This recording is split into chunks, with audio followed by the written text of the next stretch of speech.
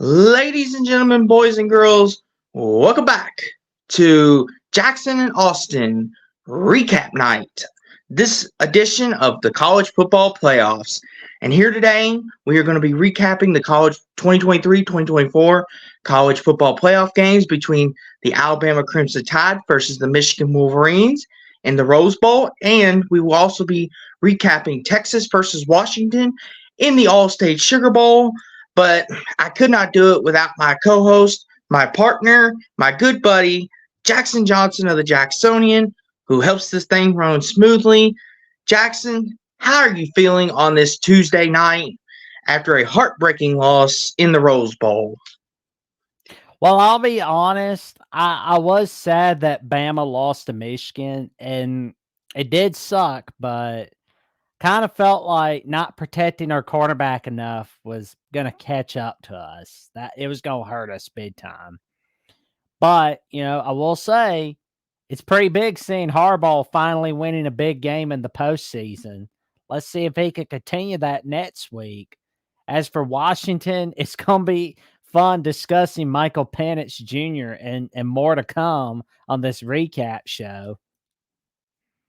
Yeah, yes, it is. I'm looking forward to it. And to all our viewers out there, I hope you all had a wonderful New Year's. Hope you all enjoyed the playoff games, especially if you were a neutral fan like I was, because I loved both those games. But as for Jackson, I'm sure he was on the edge of his seat for that Alabama game. And I'm sure Washington Jackson, I'm sure you felt a little better about Washington, Texas, because you got to sit back and enjoy that one. But before we get into the granddaddy of them all, Jackson, how do you feel about Michigan Washington being the national championship game? Just give your quick thoughts on it. I gotta be honest, I'm excited about it because all those guys at Michigan, like Blake Corum and a few of those guys, they were like, we could go pro in the 2023 NFL draft, but you know what? Let's run it back. Not just to beat Ohio State again, not just to win the Big Ten again, but we're here to win it all. And as for Ryan Grubb as the OC of Washington, back in the offseason this last year, he was asked, hey, do you want to be the next offensive coordinator at Alabama? And he goes, nah, I'm going to run it back with Michael Penix at Washington. We're going to run it back for 2023 and win the pack. I mean, that's pretty big right there. And you know what else is big about the national title after the game, regardless?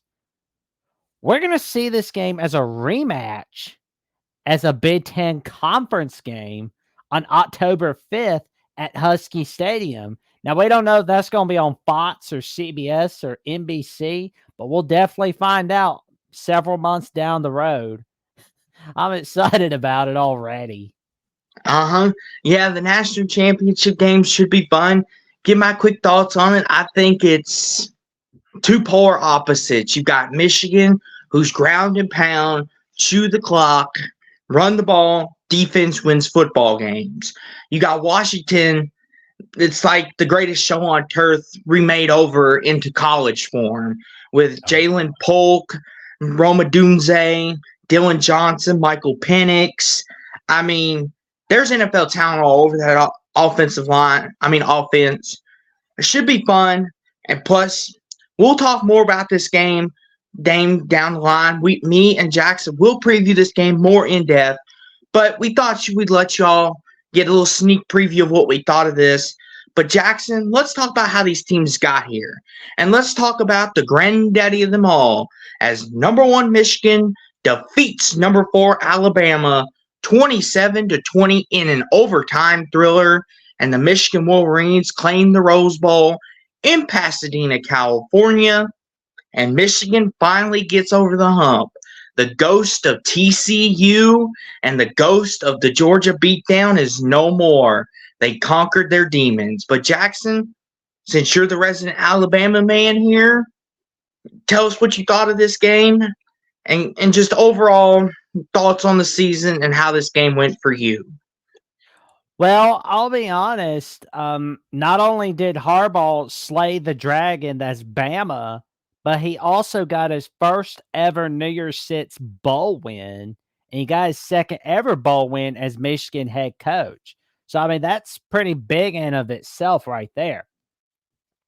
But as for Alabama, we looked pretty sloppy earlier this year against Texas. We looked sloppy against South Florida.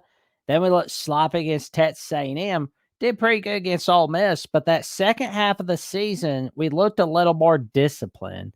And notice how yesterday you didn't see a whole lot of penalties. You didn't see any penalties whatsoever. But we could not do the job right on protecting Jalen Milroe. I mean, it was just it was not good. Yeah, Milroe was sacked 6 times. It was just bad. yeah, yeah. Jackson, I didn't feel like I was watching Alabama yesterday. Be honest with you, especially after Jalen Milroe fumbled that ball in a crucial spot. I was like, this is not your daddy's Nick Saban, as you like to say, Nick Saban's team. I Nope. mean, it wasn't. I mean, all credit to Michigan. Michigan, y'all did a fantastic job. Congratulations on the win. All love to you. I hope for our Michigan people, y'all win it all. But we do have to point, this is not the Alabama of the past either. Jalen Milroe fumbling. The penalties came back, Jackson. And I know that's one thing that you harped on all year long. I know you're going to Yeah. get to that in just a second, so I'll save that for you. I mean, in Alabama, their defense just looked tired towards the end. Like Yeah. Michigan had finally got the best of them. And it's just, I just can't help but wonder, is this the best Alabama was going to be? Is just a playoff team? Was this their ceiling? I don't know. What do you think, though, Jackson? Just talk about, was this Alabama's ceiling, in your opinion? Just being a playoff team. Did you ever see championship written all over this team? And just talk about the penalties, because I know that drove you Oh, absolutely nuts. oh man, like the first half of the season, it drove me nuts. I mean, you can look back on some of my past videos like Bama Texas, Bama South Florida, and Bama Texas A&M, where I talked a lot about that. And then you can look at some of my other past videos where I don't talk a whole lot about the penalties in the second half of the season because it seemed like we got rid of it big time. We got rid of those penalties, but thing was we couldn't be able to protect Jalen Milroe. He got sacked 6 times yesterday in the Rose Bowl, and that bit us in the rear right there. And we Mhm. just could not stop Blake Corum and Roman Wilson and JJ McCarthy. It was just not good. But the key to beating Bama is make sure you got a really good quarterback. And that, my friends, is JJ McCarthy. He was really good as he had 17 of 27 completed passes, 221 passing yards, and 3 touchdowns. Austin, something that I took away from this game was the game time drive from this, especially at 4th and 2. The Michigan season is on the line, and Blake Corum and JJ McCarthy got saved the day. McCarthy's bat the pass, and he throws it to Corum, and it's for a first down, 27-yard pass. But they were still able to get the first down despite the fact that penalty was called on them. Yeah. Jackson, that's one of those that I thought that was a bad decision at first. I was like, oh no, this is not a good idea, Michigan. You got all 3 timeouts. You need to trust your defense. They just got that fumble on Milroe, even though the field goal backfired on you, which we'll get to that in just a second. But I was thinking, just punt the ball and play your defense. You'd proven Alabama wasn't just going up and down the field on you. But Michigan took the gamble and it worked. And here's the thing, Jackson. If that hadn't worked, we would be having a different conversation, I think, right about now. We wouldn't be talking about Michigan in the national championship more than likely. We'd be talking about Bama. But as you say, football is a gamble sometimes. As the old saying goes, you got to have the big grapefruit, so to speak. And Jim Harbaugh had the big grapefruit, so to speak, and he gambled with it, and it paid off. But Jackson, I can't fail to mention this. Michigan's special teams, good grief. I mean, the Field goal. missed extra point, like that's another thing. It's like if you're going up against 2011, 2012 Alabama or like 2015, 17 Alabama, they'll chew you up like a chicken nugget for making that one mistake on special teams. Yeah, like Jackson, those are fundamental things too. And that's the thing. Michigan better be careful and not play with Washington. Because they'll get bit in the rear end. Because let's be honest, like I've said to you off screen, and I'll say here on screen, and this is no slight at Michigan. I'm happy for you guys. Y'all earned it. I was wrong about you. But like Jackson just said, if this was a better Alabama team, you can bet that this game would have gotten out of hand quickly. This Alabama team is not as loaded with talent as they've been in years past. Jackson, I'm sure you can attest to that. I can attest to that because I've seen a lot of them. But like Alabama, they had a tremendous season, don't get me wrong. But they ain't as loaded as they once were. And that just goes to show, though, the testament of Nick Saban as well, which I will say this, though. The special teams, they got to clean that up. I mean, my thing is, Jackson, Michigan got that stop after they scored the game-tying touchdown drive, and then they almost muffed the punt. Lucky that wasn't a safety. Boy, oh boy, Michigan got by the skin of their teeth. But Michigan got it done, and that's all that matters. Don't matter by if it's a yard or if it's by an inch. They got it done, and they earned it. Yeah, I mean that defense got the job done in overtime, but I mean Blake Corum, man, when he got that touchdown in overtime, I mean the way he played on that overtime drive, that was pretty big right there. Yes, it was, Jackson. That was a big time touchdown. Now, Jackson, maybe you could take me into some of this. What in the world was that play call on 4th and goal? Why was Jalen Milroe running it that far out when he knows the defense is going to be expecting it, and they did? Why not try to throw a jump ball or something for Bolden or Bond or to the running back out of the backfield, something, because the defense collapsed and they were ready for it. Take me through what in the world was – I get Jalen Milroe had success all night with that, but when he went to the well one too many times. Just take me through the process on that one. Or he could have just gone, like, pretended he was handing it off to Jace McClellan and gone for a naked bootleg. I mean, that would have been a way better play right there.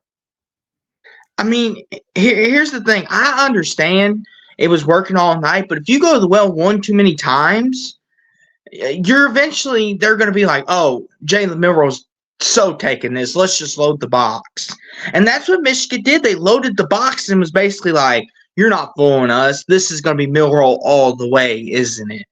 You're not throwing outside to Bond or like that. That's just so frustrating. And I'm not even an Alabama fan.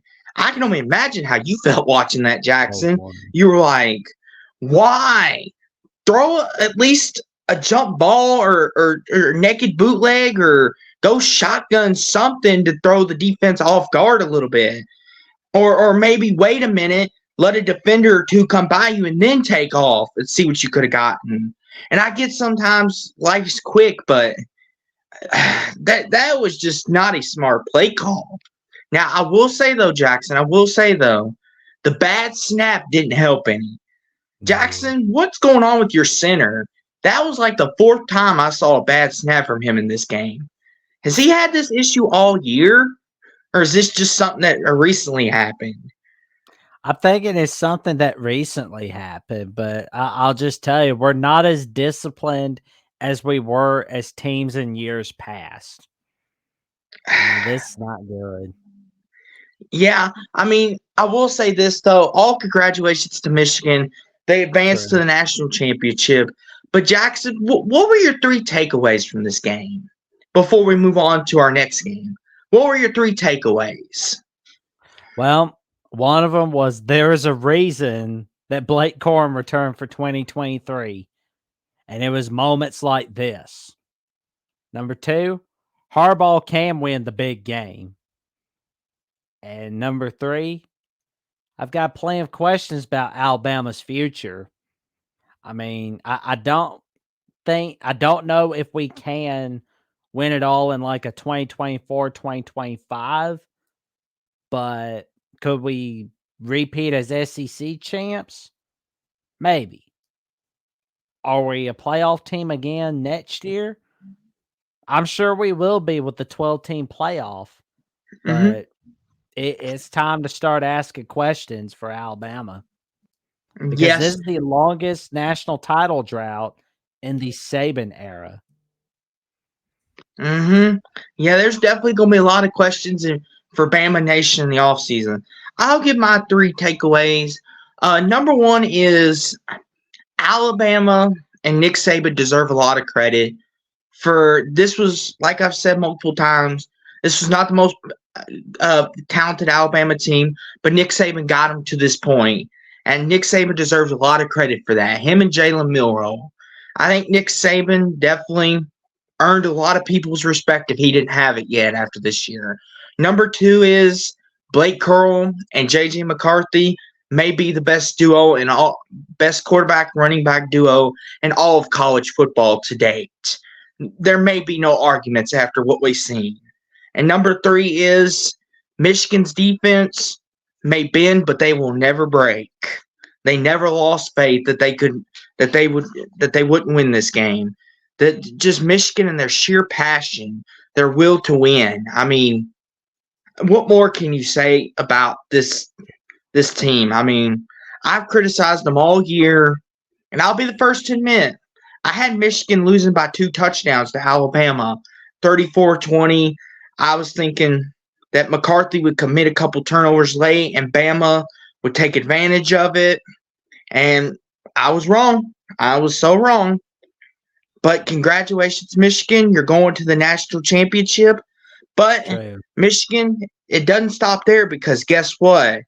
You've got another challenge waiting for you on the other side, and that is the Washington Huskies, who advanced to the national championship, and Washington will defeated Texas 37-31 in the All-State Sugar Bowl to advance to the national championship. And Jackson, I got to give you full credit. I'm going to say it. Texas is definitely back. At least for this year, they are. I have to admit, Texas is back. But Jackson, give me your thoughts on this game and just what were some things that jumped off the page to you? Well, I got to be honest. I know everybody talked about Roma Dunze being the primary target for Michael Penix Jr., but let's talk about Jalen Polk and Mr. McMillan. I mean, that was pretty big. I mean, McMillan made some pretty big plays here and there. And I got to be honest. There's a reason why I've been campaigning. I've lobbied for the Heisman Trophy to be after bowl season, after the college football season is over. And it's because of players like Michael Penix. He shows us time and time again that he is college football's best player. I mean, no offense to Daniels over at LSU, but if I were in the Heisman Trophy committee, he would not get my vote as Heisman Trophy winner. Michael Penix would. Why? Because he showed us time and time again that he can win in the clutch moments. He proved that against Oregon in the regular season. He proved that against Oregon in the Pac-12 title. And he made sure that he could get the job done against the Texas Longhorns. And he most certainly did, as he had 29 of 38 completed passes, 430 passing yards, and 2 passing touchdowns. I mean, this young man has a bright future ahead of him. He's beaten Michigan recently more so than Ohio State. That's pretty funny, though, and that's come from his Indiana year. Yeah, that is pretty funny. I'm sure Ohio State fans would love that you threw that in their face, but threw that in. Well, it's not so much at Ohio State fans. It's at a certain Buckeye fan we know. Oh boy, another story for another time. But yeah, I will say this though. I'm really happy for Washington. Especially Michael Penix. I mean, what a story this guy's had. I mean, to overcome 4 different injuries, I believe it is, 2 ACLs, broken collarbone, I believe 3 or 4, and just being in Indiana. Which no offense to all of our Indiana fans, we know a couple of them, love them to death, but Indiana is not exactly the greatest school in terms of football. Now, if this was basketball, this is a different story. As for football, they're kind of like the penitentiary. You have to go there to learn some humility. And I hope for Indiana's sake they get better soon. But that's beside the point. Washington, they're a team, Jackson, that they've been disrespected all year long. Not just by the media, but just Vegas. I mean, they were 8.5-point underdogs, I do believe, against Oregon in the rematch. And it's just like, and they were underdogs here. Jackson, what is Vegas seeing that they don't realize that Washington is a team of destiny, that they're meant to do this, that this may be their year? I mean, I think maybe they don't watch enough Washington football. I think that's what it is. Well, they need to, Jackson, I hope that Vegas is watching good and clear now, because Washington is putting everybody on notice. I mean, Jackson. Oh, go ahead. And there's one thing we've noticed about Washington all year long. They always find ways to win. That's the thing about them. They found a way to win against Arizona State. They found a way to win against Utah and Oregon State. I mean, this team finds ways to win every year. And like this year, they've proved that, with Caleb DeBoer in his second year, tremendous job. And, there's a reason why Ryan Grubb returned as the OC. It was for moments like this.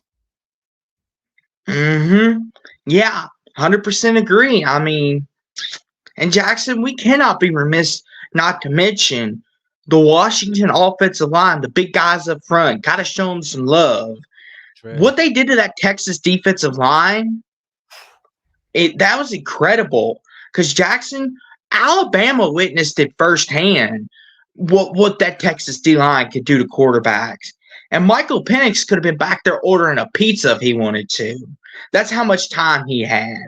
And it just seemed like, Jackson, Washington, like they were in control the whole night. I never felt like this game was ever in doubt. I know they had that turnover, but even then I was like, even then after that, Michael Penix was throwing darts down the field to Polk, McMillan, Adunze, even Dylan Johnson. He even scored a couple of times. Washington played a complete football game.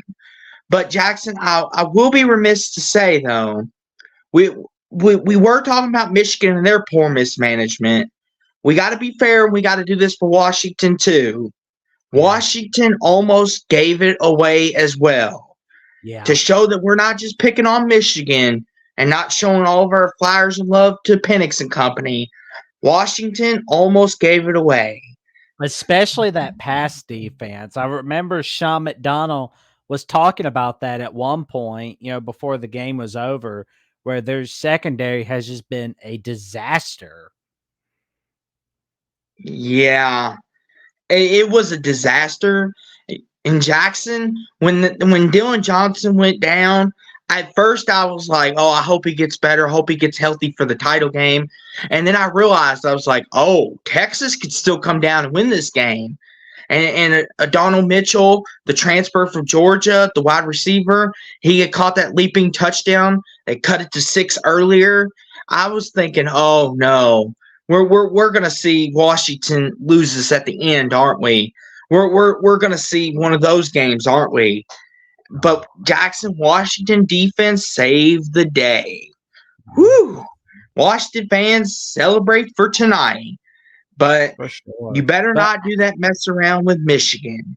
No, but I will tell you though, how about that play where Quinn Ewers trying to throw it out of bounds?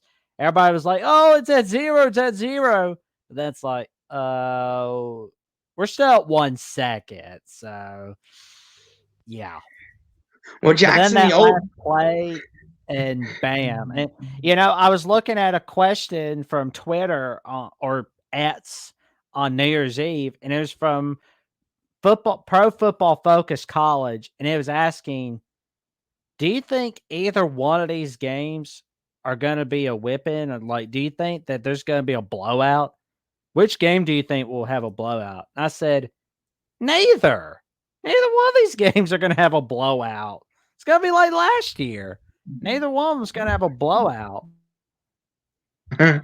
yeah, this has been one of the more fun semifinal games we've seen in years past. This and the last year's, because for the longest time, Jackson, we got one classic, and then it would basically be Alabama, Clemson whipping up on someone else, and it'd be like, oh, well, at least we got a classic in Georgia, Oklahoma over here.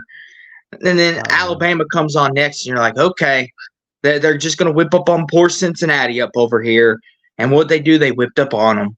But these last 2 years were phenomenal.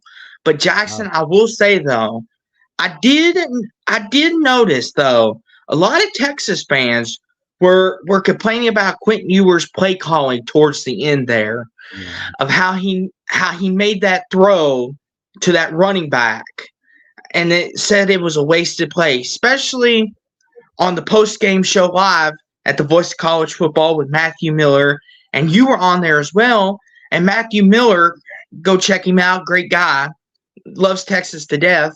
He was talking about how that might have been a wasted play as well. Jackson, what do you think? Do you think that was a wasted play? Or are you in the mindset of, let's just pick up what we can here, and let's see if we can't get a little closer to put some pressure on that defense? Or are you a guy that's bombs away? Put some pressure on that defense. That's what you got to do. Put that pressure on them, especially that Washington pass defense. Yeah.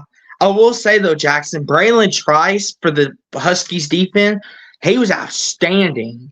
I mean, he was a guy that a lot of NFL scouts need to pay attention to, because he's going to be a big difference maker.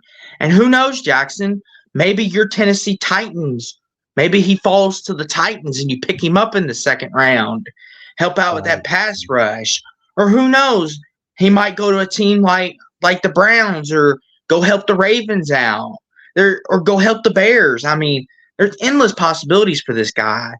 But he really, I think, saved Washington there towards the end, because he got to Quentin Ewers just as he got rid of that ball. If Quentin Ewers would have had time, he might have completed it, or might have gotten it to the end zone, and then who knows what happened after that. So what if that last play was Texas completed the play, but they were stopped at the 1 yard line? Talk about heartbreak city, Jackson. I mean, that's just like Texas fans would be so crushed. But I will say, though, Jackson, the last play of the game, 1 second left, Quentin Ewers throws it up to Mitchell, and it's beautifully knocked down. And now, do you like that play call, Jackson? Would you have gone with a different approach maybe, or do you like that, try a back shoulder or lob it up? Or would you try to? I understand, in that situation when Washington bringing pressure like they did, you kind of have to make a quick decision. You don't got time to sit back there and look, oh, I've got this slant coming across the field, or I've got this up and come back route at the one. If I hit him just right, he can maybe make a move. No, Washington was bringing a blitz, so he kind of had to make a decision quick on where he was going with that route. But Jackson, I will be honest with you, I thought they were going to call pass interference. I was waiting for the flag too before I started saying congratulations to Washington. I was like, uh-oh, where's the flag at? They normally always give them the flag, but they didn't call it, and I was like, whew, good for Penix and company. But yeah, Jackson, Texas fans are definitely going to remember that last sequence for a while. Oh, yeah. They're going to, that's for sure.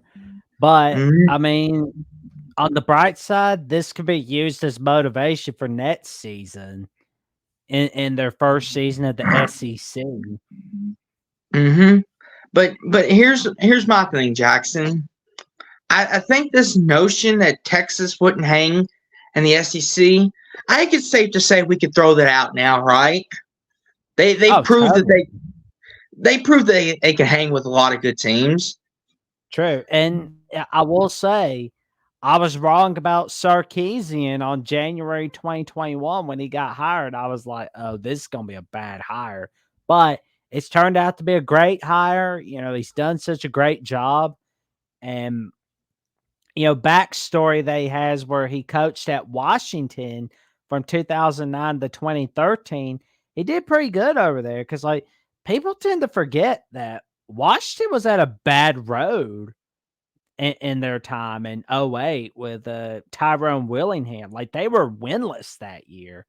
I mean, it's kind of hard to think about now that Washington used to be pretty bad, but now when you think of them, you're thinking of Chris Peterson and Kayla DeBoer and Michael Penix. That's who you think of when you think of Washington football, not the bad old days from 2007 and 2008.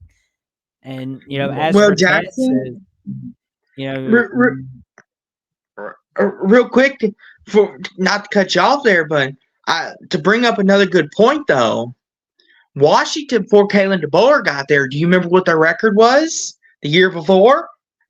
Oh, man, it was pitiful. They didn't even make a bowl game. They were 4-8, and they lost to an FCS team. That's how bad it was the Montana State, I believe, or was it Montana?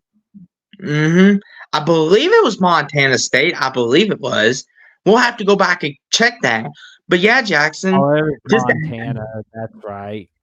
Montana. Yeah. Well, it's just as bad. I mean, I get Montana's a good FCS team, but let's be real. You're Washington. You're supposed to win, regardless. Exactly. But just to add to your point though, good buddy, about that, Kalen DeBoer didn't exactly take over a great situation either. He took a 4-8 team to 10-2, and now look where they're at. We would have never thought Washington would have been a national championship team 2 years ago. We would have been like, "Oh, you're crazy. You need to check yourself into the cuckoo bin.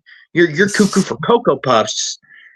Puffs. It's just like, now just look at them. But go ahead with your statement, though. Well, yeah, Texas, you know, they've done very well this year, and I'm impressed with them.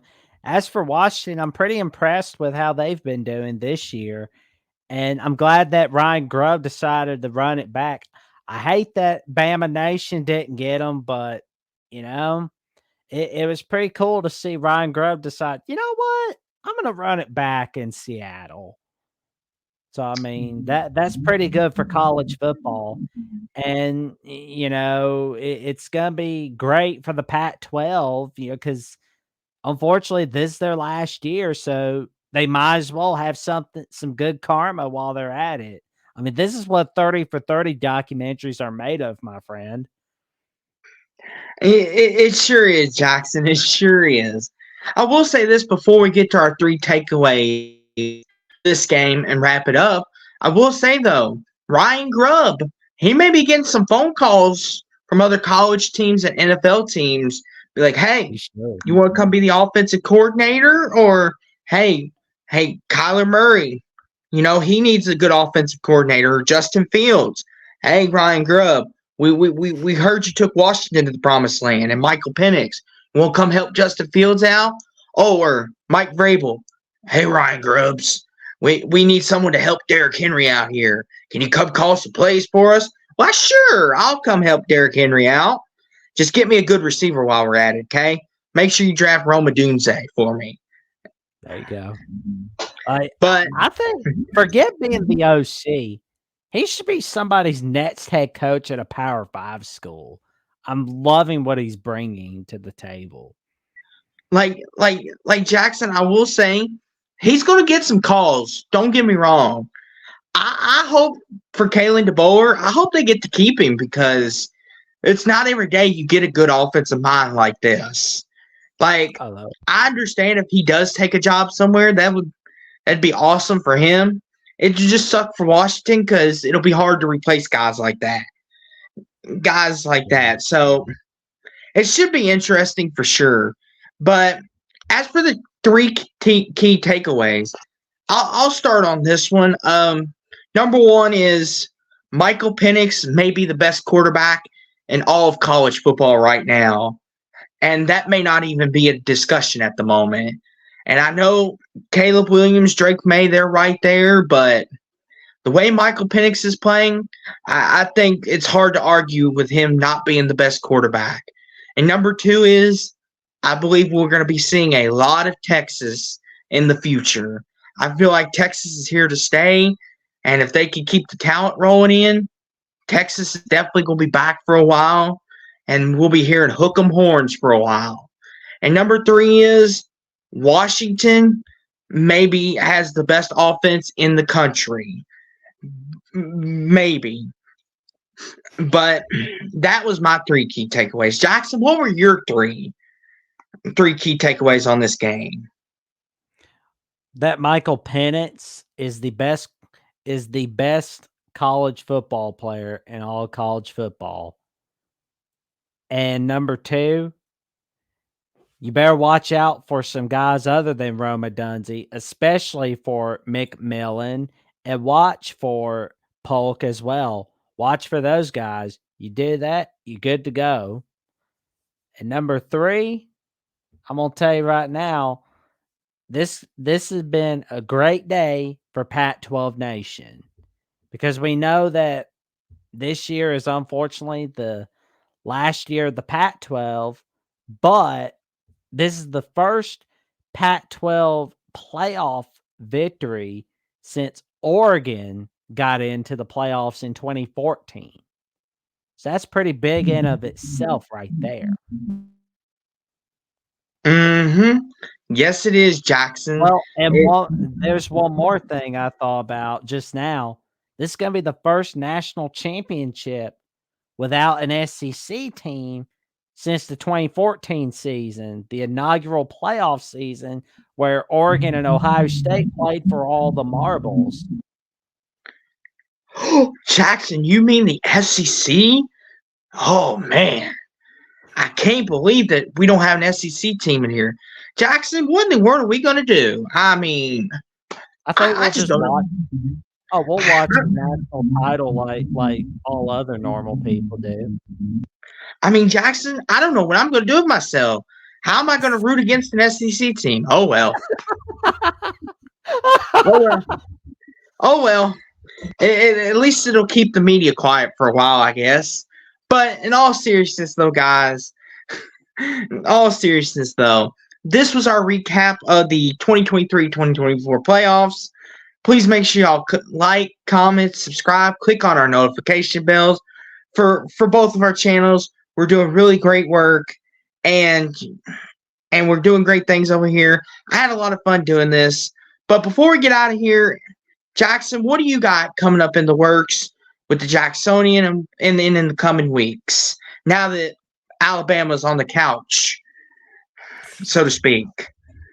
Oh, I'm working on things whether Bama's on the couch or not. That's the thing I'm making sure of. But On Thursday afternoon, sometime at noon or sometime at 1 p.m., I will be releasing episode 24 of the Jacksonian with the host of Locked On Jayhawks, Derek Johnson, where we go over our take on the latest on Kansas football, our reaction to the 2023 football season.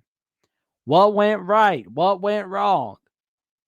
And we also go over as to whether Hunter Dickinson can be a draft steal in the 2024 NBA draft.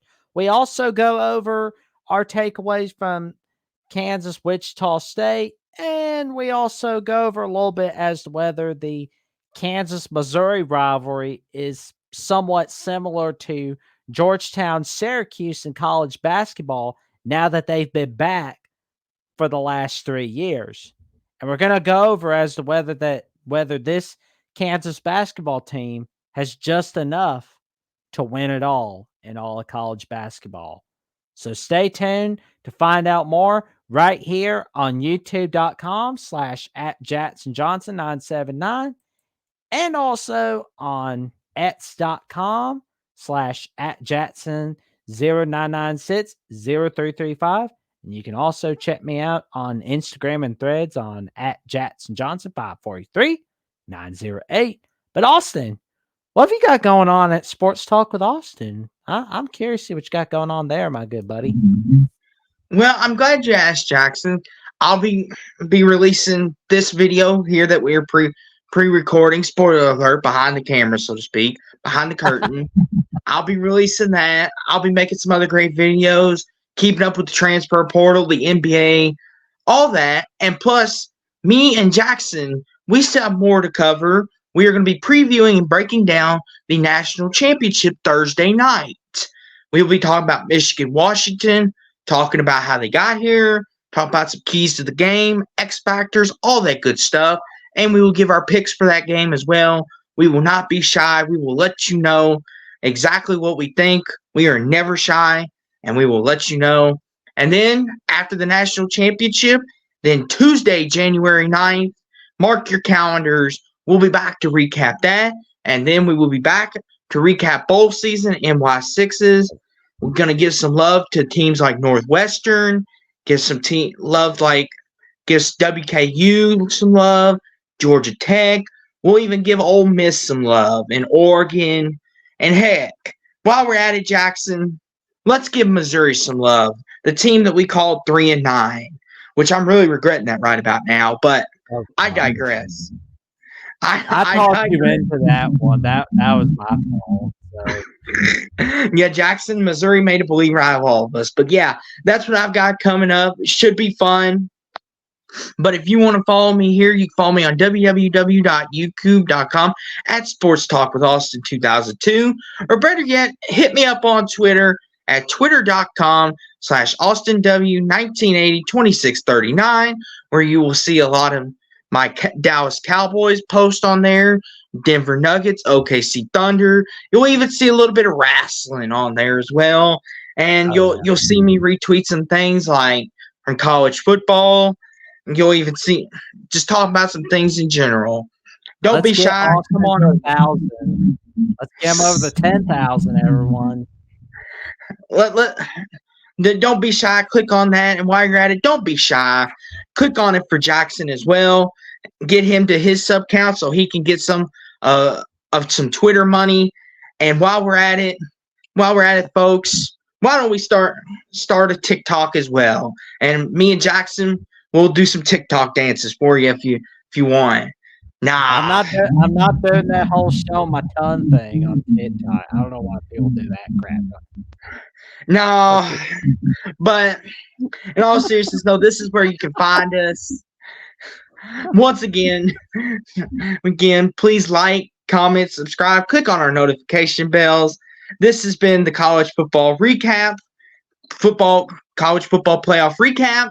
Congratulations, Michigan and Washington. We'll see you in Houston. Stay safe and stay warm, everybody. It's cold out.